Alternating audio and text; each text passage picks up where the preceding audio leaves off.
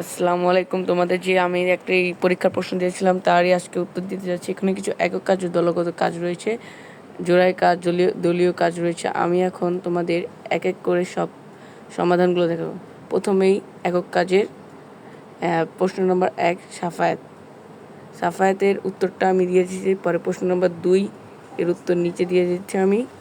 তারপর তোমরা দেখতে পাচ্ছ যে এখানে একটি আরবি, ওইটা তোমরা লিখতে পারো বা নাও লিখতে পারো। তারপরে এই যে তোমাদের 3 তাকদিরের উত্তর আমরা দিয়ে দিচ্ছি। তারপর জোড়াই কাজ, খতমে নবুয়তের যুক্তি প্রমাণ, এগুলো আমরা দিয়ে দিচ্ছি। তারপর লাস্টে তোমাদের আরও কিছু আছে, যেমন এই যে 4 হাসর। পরে তোমাদের একটি লাস্টে তোমাদের জোড়াই কাজ আছে। জোড়াই কাজটি আমি সুন্দরভাবে তোমাদের যৌক্তিক প্রমাণ দিয়ে বিশ্লেষণ করেছি। তোমরা একটু রিডিং পড়লে বুঝতে পারবে, ক্লিয়ার হতে পারবে।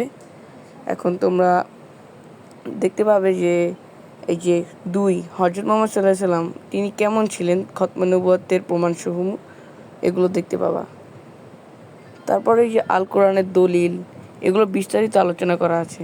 এই যে তিরমিজি, এই জায়গা থেকে বের করে আমরা দিয়েছি। তারপর তোমাদের একটা দলগত কাজ রয়েছে।